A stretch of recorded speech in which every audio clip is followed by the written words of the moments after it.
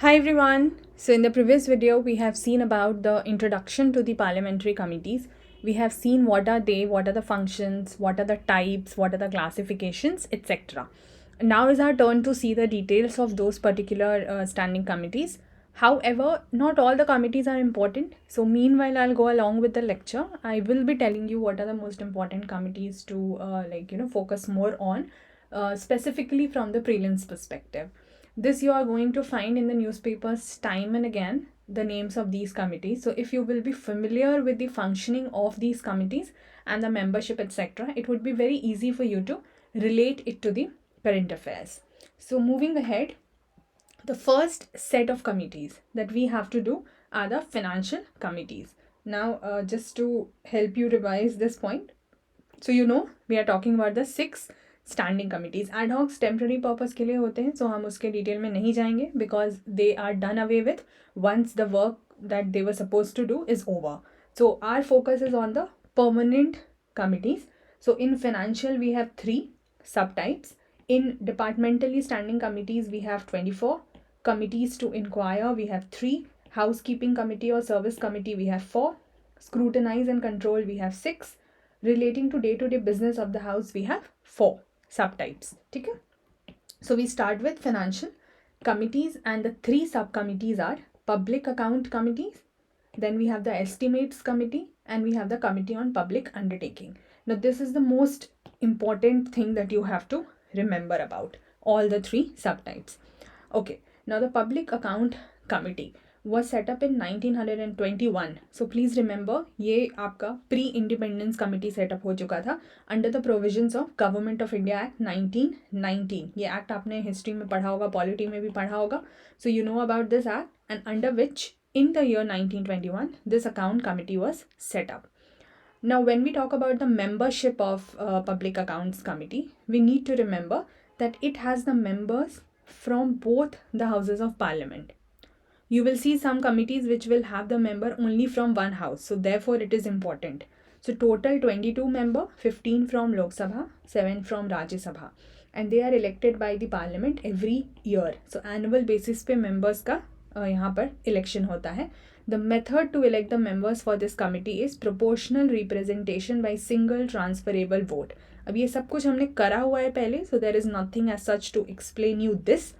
It's just that you need to relate it here and remember it here. The term is 1 year. Here the minister cannot be elected. If you remember in the introduction, I had given you a list that what are those committees in the election of which a minister is not eligible for election or nomination. So financial committee उसमें already था जिसका 3 subtypes है, that will already be included, that the minister will not be elected here. So other members of parliament are there. Okay.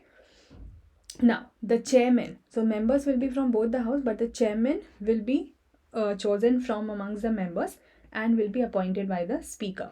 The convention that is being followed from 1967 onwards is that the chairman will be chosen from the opposition party. So it's not that it is given anywhere, it's just the convention that's being followed. What is the purpose of having such committee? Primarily to examine the annual audit reports. क्योंकि public account है ना, financial matters है. आपको public account पता ही है, आपको याद होगा, हमने फंड्स जब पढ़े थे तो we talked about it. So controller and auditor general जो हैं, उनके जो ऑडिट रिपोर्ट्स होते हैं, ठीक है, जो कि पार्लियामेंट के सामने रखा जाता है बाय द प्रेसिडेंट, तो उसको एनुअली एग्जामिन करना कि वो ऑडिट रिपोर्ट का क्या सिचुएशन है, क्या ठीक है नहीं है. Now these audit reports are on various matters, for example on the appropriation account, on the financial account and on the public undertaking which are submitted to the president. तो ये भी प्रीलिम्स का एक पोटेंशियल पॉइंट है कि इन reports में क्या क्या चीज़ें आती हैं. Okay. Also, this committee examines the public expenditure from the legal and economic point of view. Legal matters, मतलब legal point of view को भी ध्यान रखना है, and economic तो है ही. What are the detailed functions? It is given in the book, so we'll just quickly check.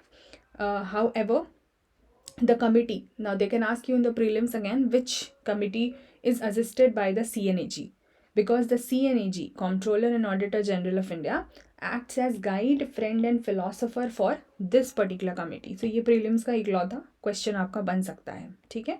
And certain limitations are also there which are given in the book. The details thing I have not written here, otherwise it would just be a copy paste stuff. So we'll just quickly check it from the book itself. This is Lakshmikant 6th edition का आपका ये है section है. So see the functions में ये जो detail चीज़ें हैं ये हमने करा हुआ है. यहाँ पे आपके कुछ लिमिटेशंस की बात हो रही है तो हम फंक्शन पे समराइज इन्होंने कर दिया था, ये बस डिटेल दिया हुआ है. फॉर एग्जांपल कि अप्रोप्रिएशन अकाउंट फाइनेंस अकाउंट है उसको चेक करना है, ठीक है. अप्रोप्रिएशन अकाउंट में क्या क्या चीज़ें आती हैं, फाइनेंस अकाउंट में क्या आता है, ये सब तो हम पहले ऑलरेडी कर चुके हैं when we were doing the financial matters. तो this is just the detail of it.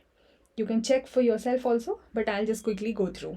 Then scrutinise किया जाएगा जब भी अकाउंट्स को, तो फिर कमिटी को खुद को सेटिस्फाई करना होगा कि जो पैसा लीगली अवेलेबल था किसी पर्पस के लिए, किसी सर्विस के लिए, वो ठीक से निकला है कि नहीं, एक्सपेंडिचर उसी अथॉरिटी के पास है कि नहीं जिनसे काम होना है, जो भी रीअप्रोप्रिएशन होगा वो सारा रूल से रिलेटेड होगा कि नहीं. यू नो इट्स नॉट कि रैंडम हो जाए, सब कुछ रूल्स के अकॉर्डिंग होना चाहिए. एग्जामिन करेंगे स्टेट कॉरपोरेशन वगैरह के ट्रेडिंग कंसर्न, मैन्युफैक्चरिंग एक्सेट्रा, ये सारे रिपोर्ट्स को करेंगे. Then autonomous and semi autonomous body के अकाउंट्स को चेक किया जाएगा. CNAG के बाकी रिलेटेड ऑडिट अकाउंट्स को चेक किया जाएगा जो कि स्टोर्स या स्टॉक से रिलेटेड है. किसी फाइनेंशियल ईयर में जो भी किसी पर्टिकुलर सर्विस के लिए जो भी पैसा गया in excess of the already granted amount, वो सब चेक किया जाएगा. So you can just go through it. Although I won't say कि उसमें से कुछ स्पेसिफिक प्रीलिम्स में ज़्यादा आने वाला है. What ever is more important from prelims perspective in one liner I have given here. और ये आपको साथ में हेल्प भी मिल जाएगी कि बाकी चीज़ें बुक से क्या क्या देखनी है. Going ahead with the limitations, ठीक है, that it is not concern with the questions of policy in broader sense. ये बहुत ब्रॉडर माइन्यूट डिटेल्स नहीं कवर करता है. और सबसे इम्पॉर्टेंट पॉइंट है that it is conducting the audit of the account और examination of the account in a postmortem way. Postmortem way मतलब कि ऑलरेडी जो खर्च हो चुका है, इनकर हो चुका है, उसको चेक किया जाता है यहाँ, ठीक है. It can not intervene in the matters of day to day administration. ये तो पूरा फाइनेंशियल ईयर का जो भी लेखा जोखा है उसको एंड में चेक किया जाता है, पर खर्च होने के बाद एडवाइजरी रिकमेंडेशंस होती है. ये प्रीलिम्स के लिए इंपॉर्टेंट पॉइंट है. रिकमेंडेशंस आर नॉट बाइंडिंग, ठीक है, सिर्फ एडवाइजरी है. And it is also not having the power of disallowance of expenditure by the department. आप अलाउ डिसअलाउ वाला आपको काम नहीं करना है, आपको चेक करना है. Also it is not an executive body. तो अगर कोई अथॉरिटी एग्जीक्यूटिव बॉडी नहीं है तो वो कोई इशू भी ऑर्डर नहीं, मतलब कोई ऑर्डर भी इशू नहीं कर सकती है, ठीक है, because the final decision making authority would be parliament only. I hope that's clear. Will go ahead with the estimates committee. ये पूरे को मैंने समराइज़ किया हुआ है आपके लिए शॉर्ट में, so that you do the smaller pointers from here. और जो भी इंपॉर्टेंट बुक से ज़रूरत है like functions and limitations, will just have the reference from there. Now this is a very important committee, estimates committee, जिसका origin भी पहले हो चुका था, ठीक है, like the standing finance committee तो 1921 में हो चुका था. ऑल्सो ये फर्स्ट था आपका in the post independence era, ठीक है. 1950 को जो और इम्पोर्टेंस मिला, इसका जो भी कॉन्स्टिट्यूशन आगे होना था वो सब जो है वो पोस्ट इंडिपेंडेंस हुआ, ठीक है, 1950 में. तो ये आपको ध्यान रखना है कि इसके ओरिजिन से रिलेटेड चीज़ें 1921 से ही शुरू हो चुकी थी, बट जो कमिटी कॉन्स्टिट्यूट हुआ वो बना फाइनली, वो पहला बना after independence which was in the year 1950, and that too on the recommendations of the finance minister. इसमें ऑल लोकसभा के मेंबर्स होते हैं. यही मैं आपको कह रही थी कि here you have to remember that the members are from both the houses, but here the member will be just from one house which is all the members coming all the 30 members coming from Lok Sabha and 0 from Rajya Sabha. So of course these members are elected by the Lok Sabha every year. अपने ही members से proportional representation, single transferable vote, 1 साल का tenure, कोई minister allowed नहीं होगा. ये सारी चीज़ें common हैं amongst all these houses, ठीक है. Chairman तो कहाँ से, जब इसमें सब लोकसभा के member है तो लोकसभा से ही chairman होंगे. अब इसमें ruling party, यहाँ पर convention से opposition party, यहाँ पे ruling party के member, ठीक है. ये सब छोटी छोटी चीज़ें याद रखनी है. इस कमेटी का काम क्या है, अब इसका नाम ही है एस्टीमेट. तो examination of the estimates included in budget and suggesting the economies in public expenditure, ठीक है, पब्लिक खर्च जो भी करना है उसमें ये सब सजेस्ट करना.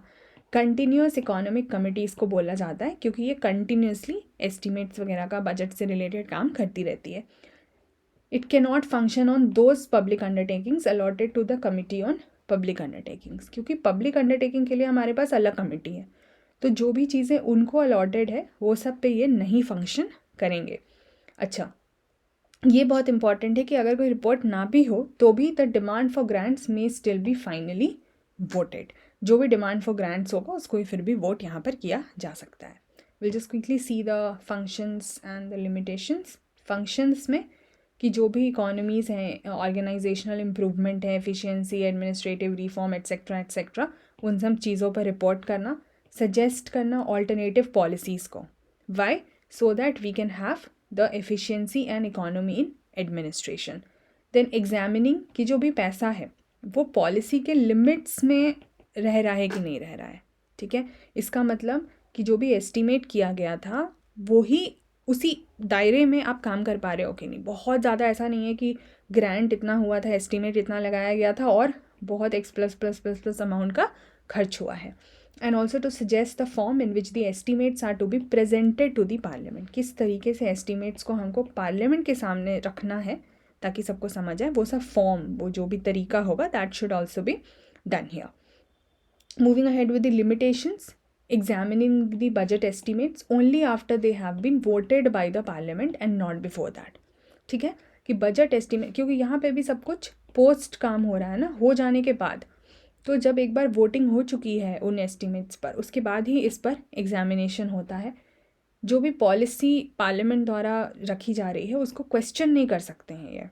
Also the recommendations are advisory in nature like the previous committee. हर साल जो है वो लोग एग्जामिन करेंगे कुछ सिलेक्टेड मिनिस्ट्रीज और डिपार्टमेंट्स को ही, because a lot of work has to be done and there are so many ministries and then departments within them. So every year ना रोटेशन से ही हो पाता है ये, और कुछ साल लग जाते हैं पूरे ओवरऑल सारे मिनिस्ट्री और डिपार्टमेंट को कवर करने में। इस वजह से सारा कुछ एक ही बार में नहीं कवर हो पाता है। Lakhs the expert assistant of CAG, क्योंकि CAG को हमने देखा है कि एसोसिएट हमने किससे करा है, previous committee, that was public account committee. And also postmortem जो है उसी के हिसाब से यहाँ पर भी काम होता है, सब कुछ हो जाने के बाद काम होता है। ठीक है, चलिए moving ahead with the next committee, committee on public undertakings. इसमें भी शॉर्ट चीज़ें हैं। ये 1964 में बना on the recommendation of Krishna Menon committee. इसमें दोनों हाउसेस से मेंबर होते हैं, तो total 22 members, 15 from Lok Sabha, 7 from Rajya Sabha. Proportional representation by single transferable vote, 1 साल का टेन्योर, कोई भी मिनिस्टर मेंबर नहीं बन सकता। Chairman will be appointed by the speaker from Lok Sabha member only. ठीक है, ये इंपॉर्टेंट पॉइंट है। एंड फंक्शंस लिमिटेशंस बुक में दी हुई हैं। उसके अलावा what are those things on which no examination और investigation can happen by this committee is also given in the book. तो हम देखते हैं पब्लिक अंडरटेकिंग्स पर। फंक्शंस बात करेंगे, examine the report and account of public undertaking, then report of CNAG on public undertaking, then examine whether the affairs of public undertaking are being managed in accordance with the business principles and commercial practices or not। Then ये भी check करना है कि जो functions हैं वो public account committee या estimate committee में क्या क्या फंक्शंस जो हैं वो वेस्टेड हैं, उनको क्या क्या फंक्शंस मिले हुए हैं जो कि स्पीकर ने उनको अलॉट किए थे, वो सारी चीज़ें ठीक से हो रही हैं नहीं हो रही हैं, वो सब चेक करना। However the committee can not examine और investigate in certain specific matters. तो ये कुछ एक्सेप्शंस हैं जो आपको याद रखने हैं। फॉर एग्जाम्पल्स, जो भी मेजर गवर्नमेंट पॉलिसी से रिलेटेड मामले होंगे जो कि आपके नॉर्मल बिजनेस या कमर्शियल फंक्शन से अलग होंगे, ठीक है, which are distinct from them, day to day administration में नहीं जाना है। And matters for the consideration of which machinery established by any special statute, कोई स्पेशल लॉ द्वारा मशीनरी इस्टेब्लिश हो रही है, उन सब चीज़ों को नहीं चेक करना है। Under which a particular PU is already establish, तो अगर किसी चीज़ पर ऑलरेडी कुछ डिसीजन हो चुका है तो उसको दोबारा नहीं देखना है। अगेन लिमिटेशंस हैं दैट 10 to 12 पब्लिक अंडरटेकिंग से ज़्यादा वो लोग एक साल में नहीं चेक कर पाते। Again the workload will be too much. Then postmortem nature में ही काम होता है सब कुछ हो जाने के बाद। ऑफकोर्स ये टेक्निकल मैटर्स नहीं चेक करते हैं बिकॉज इनके मेंबर्स जो हैं they are not the technical experts, so they will not understand it. Advisory recommendations होती है, ये सारी चीज़ें इसकी लिमिटेशंस हैं। Now will see the next set of committees which are the departmental standing committee. तो अभी जो हम ये 3 सब कमिटीज़ देख रहे थे, ये 3 सब कमिटीज़ फिनेंशियल के अंडर थी। This was the first major heading. अब सेकंड मेजर हेडिंग है डिपार्टमेंटल स्टैंडिंग कमिटीज़। तो हमारे पास पहले 1993 में 17 ऐसी कमिटीज़ थी लोकसभा के रूल्स के बेसिस पर, लेकिन प्रेजेंटली जो आपको याद रखना है वो ये है, क्योंकि 7 और ऐड कर दी गई थी 2004 में. So presently we have 24 departmental standing committees. What is the purpose of it? आपको दिख रहा होगा कि ये स्पेसिफिक डिपार्टमेंट रिलेटेड है, मिनिस्ट्री के department related. So here the idea is to secure more accountability of the executive, that is council of ministers, to the parliament. क्योंकि हमें कलेक्टिव रिस्पॉन्सिबिलिटी के बारे में पता है, ठीक है, अकाउंटेबिलिटी के बारे में पता है, तो ज़्यादा से ज़्यादा एग्जीक्यूटिव अकाउंटेबल हो वो सब चेक करना, जो भी इफ़ेक्टिव डिबेट है बजट पर उसमें पार्लियामेंट को असिस्ट करना. 1 साल का टेन्योर रहेगा. 24 जो भी कमिटीज़ हैं उसमें सेंट्रल गवर्नमेंट के मिनिस्ट्रीज़ और डिपार्टमेंट्स कवर होते हैं. यहाँ पे जो भी ये मैटर रहता है, स्पेशली ऑफ कोर्स क्योंकि बजट रिलेटेड चीज़ें हैं तो फिनेंशियल मैटर्स को देखा जाता है. मिनिस्टर कोई यहाँ पे भी मेंबर नहीं हो सकते हैं. 31 मेंबर होते हैं हर कमेटी में, लोकसभा से 21, राज्यसभा से 10. ठीक है, राज्यसभा के members are nominated by the मतलब दोनों के members are nominated by the either speaker और चेयरमैन रेस्पेक्टिवली. अच्छा, ये तो हो गए मेंबर्स. बट जो ओवरऑल जैसे 24 कमिटीज़ हैं तो उसमें हमारे 8 राज्यसभा से कमिटीज़ हैं और 16 लोकसभा. तो उसकी एक लिस्ट दी गई है जो कि आप जस्ट एक क्विक रीड इसको दे सकते हैं. ठीक है, एक बार जस्ट यहाँ पे ये जो लिस्ट है ना कि राज्यसभा के अंदर कौन कौन सी कमिटीज़ हैं, जैसे कमिटी ऑन कॉमर्स, और ये कौन सी मिनिस्ट्री को देखता है, कॉमर्स एंड इंडस्ट्री मिनिस्ट्री को. Then committee on home affairs, तो ये होम अफेयर्स और नॉर्थ ईस्टर्न रीजन देखता है. देन HRD, तो अब तो खैर इसको एजुकेशन मिनिस्ट्री बोला जाता है, मतलब मिनिस्ट्री का नाम बदल चुका है. तो HRD, youth affairs, women development etcetera. तो ऐसे करके you can just check the list. वो राज्यसभा के हैं 8 एंड देन लोकसभा के द रिमेनिंग वंस. ठीक है, तो ओवरऑल 24 है हमारे पास. But we also need to see the functions of each of this committee. तो पहला कि जो भी स्पेसिफिक मिनिस्ट्री या डिपार्टमेंट का ग्रांट्स होगा, ठीक है, उसको उस डिमांड को, मतलब जो डिमांड फॉर ग्रांट होगा उसको कंसिडर करना before they are discussed and voted in the Lok Sabha.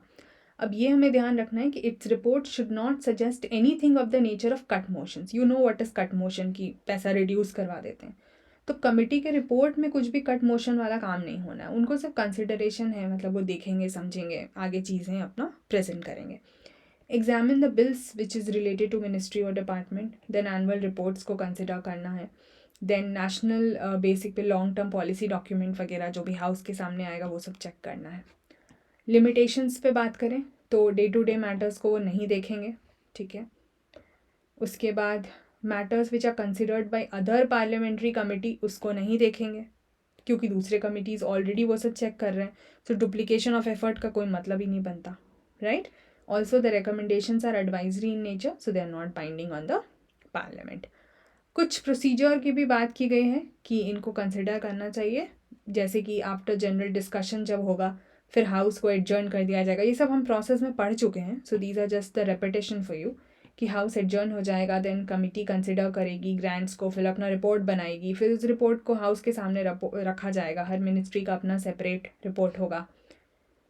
Bills के लिए इनका क्या प्रोसेस है, अगेन द सेम थिंग कि कमेटी जो है वो प्रिंसिपल्स वगैरह देखेगी, बिल के क्लॉजेस को देखेगी, सिर्फ वैसे बिल को ही कंसिडर करेगी जो कि किसी भी हाउस में इंट्रोड्यूस हो रहा है, रिपोर्ट्स बनाएगी. What are the merits of this committee. देखिए ये सब कुछ कहीं ना कहीं आपको यूज़फुल हो सकता है प्रीलिम्स में, मेंस में, यू नेवर नो. सो हम इसको हल्के में नहीं ले सकते, but at the same time it's not very wise to spend a lot of time on it. तो थोड़ा थोड़ा करके देखेंगे कि proceedings are devoid of any party bias. ठीक है, इसमें कोई मतलब ये न्यूट्रल काम करना है. प्रोसीजर जो है वो काफ़ी फ्लेक्सिबल होता है as compare to Lok Sabha. Parliamentary control दिखता है एग्जीक्यूटिव के ऊपर अच्छे तरीके से, डिटेल तरीके से. इकोनॉमी और एफिशिएंसी रहती है इन दी पब्लिक एक्सपेंडिचर. अपॉर्चुनिटीज़ मिलती है मेंबर्स को. एक्सपर्ट ओपिनियन, पब्लिक ओपिनियन ले सकते हैं ये लोग. ठीक है, if they need they can take these opinions, public opinion also, क्योंकि पब्लिक में बहुत से एक्सपर्ट्स होते हैं ना. तो रिपोर्ट्स पे और एक्सपर्ट्स को वो अलग से, या एमिनेंट जो भी लोग हैं, पर्सन्स हैं, उनको आप इनवाइट भी कर सकते हैं. Opposition parties and Rajya Sabha also भी अपना एक रोल प्ले ज़रूर कर सकती है in having this financial control over the executive via these committees. ठीक है, so we are done with the departmental standing committee. List वगैरह ये सब हमने बुक में देख लिया है, तो ये सारी चीज़ें हम कर चुके हैं. Moving ahead with the next important committee, or important in the sense that just a broader heading. Actually important में finance था अभी जो हमने देखा, and ये DSC के थोड़े फीचर्स आपको पता होने चाहिए. रेस्ट बस क्लासिफिकेशन है और उसके अंदर उसका काम क्या है हमें बस वो पता होना चाहिए, ठीक है. और वो किसके अंडर में आता है, like what is the broader category for that. For example committees to inquire में you have a committee on petition, privilege and ethics committee. Petitions का काम क्या होगा, examining the petitions on bills and on matters of general public importance. Then representation from individual and association on matters of the union list subject. इसमें members दोनों houses से होते हैं, तो आप देख लीजिएगा कि कहाँ से कितने मेंबर्स हैं. प्रिविलेज कमेटी का काम क्या है, ये kind of semi judicial functions करता है, not totally judicial but partially judicial, and examine करेगा केसेस को, इसीलिए ये जुडिशियल नेचर है. of the breach of privilege in the house. Now you know what are parliamentary privileges. We have done a section on it. So उसी के according आप समझ सकते हैं. Members recommend action कि क्या लेना चाहिए हमें, मतलब members of this committee will recommend the action depending on whatever cases they have examined. इसमें भी दोनों जगह के members होंगे, दोनों मतलब committees के. Ethics committee राज्यसभा में 97 में बनी, लोकसभा में 2000 में बनी. It enforces the code of conduct of the member of Parliament and examine the cases of misconduct also. Then appropriate action की लेने की बात की जाती है. Discipline and decorum रहे, क्योंकि ethics committee है ना, तो discipline decorum रहे पार्लियामेंट में, वो सब चेक किया जाता है. Again functions, limitations, procedures etc. List है किताब में, हम अभी देखेंगे. Sorry, I think this just got repeated. Oh, I'm very sorry, it was for the previous one. So anyways, going ahead with the next committee. So ये आपका third था और ये आपका फोर्थ है amongst the standing committees. The next is again इन सबको जैसा मैंने बोला आपको बस एक ब्रॉडर समझना है कि जो कमिटी का नाम है वो किस हेडिंग में आ रहा है और ओवरऑल इसके क्या फंक्शन है, वो नाम से ही एक्चुअली बहुत समझ आ जाता है. सो इम्पॉर्टेंस में अभी तक आपको सिर्फ 2 ही कमिटी पे फोकस करना है. जब आप रिवाइज करेंगे for the first instance read all of this, but when you revise just remember revise the financial का तीनों committee and departmentally standing committee, इन दोनों को आप अच्छे से रिवाइज करेंगे, ठीक है. स्क्रूटनाइज एंड कंट्रोल, जिसके अंडर में एक है गवर्नमेंट अश्योरेंस 53 में बना हुआ. Examine the assurance promise and undertaking which is given by the minister. जैसे कोई भी मिनिस्टर हैं तो वो बीच बीच में अश्योरेंस देते हैं ना, प्रोमिस करते हैं, अंडरटेकिंग्स देते हैं on the floor of the house. तो उन्होंने दे तो दिया, but was that minister able to fulfil that promise और नॉट, वो सब भी तो चेक करना पड़ेगा, बीच बीच में एग्जामिन करना पड़ेगा. तो गवर्नमेंट से जो अश्योरेंस मिल रही है, because minister is representing the government, is a part of the government, तो गवर्नमेंट से जो अश्योरेंस मिल रही है उसको हमको चेक करना है, ठीक है. रिपोर्ट आ जाएगी, यहाँ पे भी दोनों जगह से मेंबर्स होते हैं. Subordinate legislation, examine and report if proper exercise of power of the house to make regulation, rules, sub-rules, bylaws which are delegated by the parliament or conferred by the constitution. तो parliament जो भी laws वगैरह confer करती है, मतलब बनाती है, वो जो डेलीगेशन का काम होगा, यही हमने पहले भी पढ़ा था ना, सबॉर्डिनेट लेजिस्लेशन या डेलीगेशन, कि पार्लियामेंट अब इस कमेटी को काम दे रही है कि ठीक है हमने आपको ब्रॉडर सब करके दे दिया, अब आगे तुम करो, क्योंकि पार्लियामेंट सब कुछ नहीं कर सकती, बहुत काम होता है, ठीक है. तो वो डेलीगेशन या सबॉर्डिनेट लेजिस्लेशन की मैंने अपना वो पावर आपको दे दिया इस मैटर में काम करने के लिए.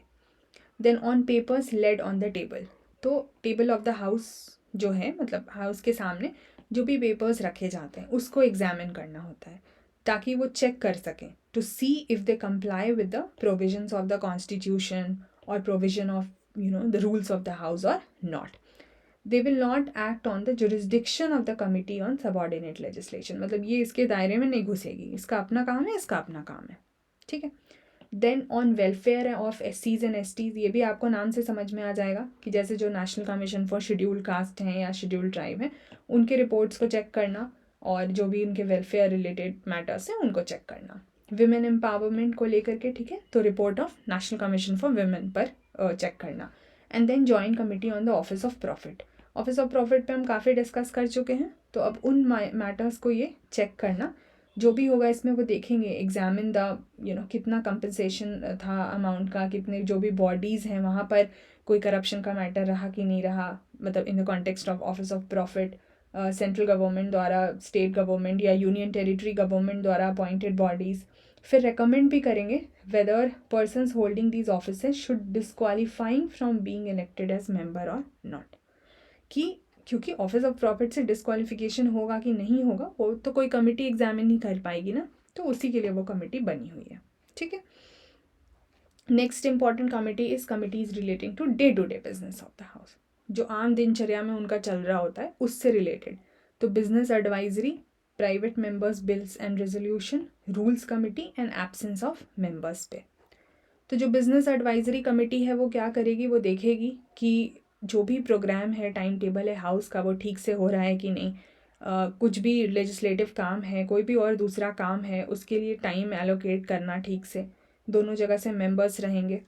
Private members bills and resolution में क्या हो जाएगा कि जो भी बिल्स हैं उनको क्लासिफाई किया जाएगा, उसके लिए भी टाइम एलोकेट करना कि प्राइवेट मेंबर का भी बिल है तो ऐसा तो नहीं कि will just let it get ignored. ठीक है, उसके लिए भी एक टाइम एलोकेट करना है फॉर द डिस्कशन। देन जो भी ये लोग रेजोल्यूशन लेके आएंगे प्राइवेट मेंबर्स, उन पे ध्यान देना। तो अब ये क्या है कि this is a special committee of Lok Sabha, ये आपको याद रखना है। यहाँ पे जैसे दोनों से मेंबर्स हैं, this is a special committee of Lok Sabha, 15 members के, और इनके चेयरमैन होते हैं deputy speaker, not the speaker but the deputy speaker. Rajya Sabha में यही same function business advisory committee काम करती है। ये जो ये वाली कमेटी थी वही राज्यसभा में इस फंक्शन को भी कर लेती है। ठीक है। Then we have a rules committee, ये भी नाम से समझ आ रहा है कि जो हाउस के रूल्स होते हैं, कंडक्ट ऑफ बिजनेस एक्सेट्रा, उस पर ध्यान देगी। जो भी रिकमेंडेशंस उनको लगेंगे वो सब बताएगी। इनके पास अपने अपने दोनों हाउसेस के अपने मेंबर्स होते हैं। Then on absence of members, तो वो कमेटी चेक करेगी कि जब कोई मेंबर है वो एब्सेंट है, क्यों है, कब से है, कितने वक्त तक है, उसका एब्सेंस किसका, मतलब वो प्रायर इन्फॉर्म्ड है कि नहीं है, किस कंसिडरेशन में उसको देखा जाएगा। अगर 60 दिन से ज़्यादा मेंबर्स एब्सेंट है विदाउट परमिशन, तो फिर उस चीज़ को एग्जामिन किया जाता है। और आपको पता है कि there are cases related to disqualification also with respect to the absence, अगर आप प्रायर इन्फॉर्मेशन के बिना एब्सेंट है तो। यहाँ पर लोकसभा की स्पेशल कमेटी होती है क्योंकि राज्यसभा में house itself deals with this particular matter, तो उसके लिए कोई कमेटी नहीं है उनके पास। तो ये जो प्राइवेट मेंबर वाला है और एब्सेंस ऑफ मेंबर्स वाला है, they are the special committee of Lok Sabha. ठीक है, चलिए moving on with the next committees which is house keeping committee. House keeping committee general purpose उसका एक सब कमिटी है जो कि कंसिडर करेगा, एडवाइस करेगा on the matters related to the house affairs. तो आप बोलोगे अभी तक तो ये सारी चीज़ें ऑलरेडी हाउस अफेयर्स से ही थी। बिल्कुल थी, but here a special point is mention that those matters will be considered which are not in jurisdiction of any other parliamentary committee. तो अगर किसी और पार्लियामेंट्री कमेटी के जुरिस्डिक्शन में कोई और मैटर नहीं है तो उसको यहाँ पर कंसिडर किया जाएगा। ठीक है, हर हाउस में अपने होते हैं, ये सब उनके मेंबर्स हैं। That the speaker will become the ex officio chairman of this committee, then the deputy speaker also is the chairman, then members जो हैं वो पैनल वाले होते हैं, एट्सेट्रा एट्सेट्रा। तो ये सारी चीज़ें यू कैन जस्ट चेक, लेकिन इंपॉर्टेंट इसकी ये अपना अपना दोनों हाउस में होता है। House committee deals with the residential accommodation of members and the other amenities in the house and hotels in Delhi. ये आपको ध्यान रखना है, दिल्ली से रिलेटेड है क्योंकि जो मेंबर्स हैं पार्लियामेंट तो वहीं से सब कुछ फंक्शन करना है, तो वहाँ के हाउस एंड होटल्स में जहाँ मेंबर्स को ठहराया जाता है वहाँ सारी चीज़ें व्यवस्था कैसी हैं। ठीक है, दोनों हाउसेस में अपने मेंबर्स होते हैं। Library committee all matters with respect to the library of the parliament and joint committee on the salary and allowances of the members. तो ये भी आपको पता ही, अब जॉइंट कमेटी है तो दोनों से अपने मेंबर्स होंगे ही होंगे। अच्छा, so we are done with the standing committees. लेकिन एक और चीज़ आपसे मैंने इंट्रोडक्टरी वीडियो में बताई थी पिछले वीडियो में, which was about the consultative committees. तो कॉन्सल्टेटिव कमिटीज़ का इंट्रोडक्शन दिया था, in case you are not able to remember I just help you see this one. ठीक है, when I was introducing this topic I told you will do it later, जहाँ पर कि members तो होते हैं but they are not the parliamentary committees. ठीक है, तो उसी का बस एक छोटा सा और हम सेक्शन यहाँ पे कर लेंगे so that we are aware about what are consultative committees. They are attached to various ministries and departments of the central government. दोनों हाउसेस के मेंबर्स होते हैं। चेयरमैन जो हैं वो मिनिस्टर या मिनिस्टर ऑफ स्टेट को बनाया जाएगा। अच्छा, what is this committee or what is the purpose? So it acts as forum for the informal discussion between ministers and members of parliament. किन मुद्दों को लेकर के, कोई प्रोग्राम है, पॉलिसी है गवर्नमेंट का, उनको इम्प्लीमेंट कैसे करना है, एट्सेट्रा एट्सेट्रा. द मीटिंग्स जो हैं during session and inter session period of parliament, उन सब चीज़ों पे ध्यान देना.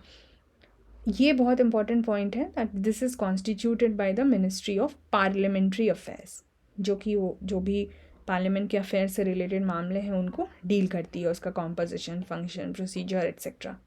वॉलेंटरी मेंबरशिप की भी बात होती है, अपने से कोई चाहे तो बन सकते हैं. मैक्सिमम मेंबरशिप 30 की है, मिनिमम 10 की है.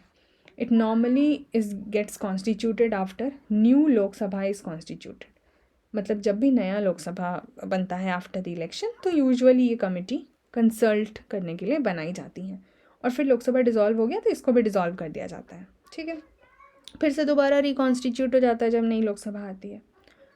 अब ये ध्यान रखना है कि जो जैसे एमपीज़, हम रेलवे जोन्स की बात करते हैं, तो रेलवे जोन्स के लिए एमपीज़ की इनफॉर्मल कंसल्टेटिव कमेटी अलग से होती है, सेपरेट होती है. तो सारे रेलवे जोन्स के लिए अलग से होती है. ठीक है, और उसी एरिया के, उस पर्टिकुलर जोन के, जैसे eastern zone, central zone, western zone, ऐसे करके, तो वहाँ के जो मेंबर्स हैं वही नॉमिनेट होते हैं उसमें. The meetings are arrange during the sessions period. जब नॉर्मल कंसल्टेटिव कमेटी की मीटिंग्स कभी भी हो सकती है, लेकिन इस रेलवे वाला स्पेसिफिक मैटर में कुछ पीरियड डिसाइड कर लिया जाएगा, तभी हो जाएगा. Okay, so they are also the committees. Members ही होते हैं यहाँ पर भी, members of parliament, but they are not parliamentary committees, वो उस कैटेगरी में नहीं आती है. So I have done like this in very very greater detail. So we are done with the parliamentary committees, and then हम अगले video में दो छोटे छोटे और चीज़ें हैं, जैसे एक आपका पार्लियामेंट्री ग्रुप है और एक आपका पार्लियामेंट्री फोरम रहेगा. ठीक है, तो ये आपका अगले वीडियो का सेक्शन है दैट विल कवर. और एक छोटा सा और चैप्टर है पार्लियामेंट्री फोरम का, उसको हम पेरिफेरल टॉपिक्स उसको ख़त्म करेंगे, फिर हम जुडिशरी पर very quickly will move on. See you guys, take care till then, bye bye.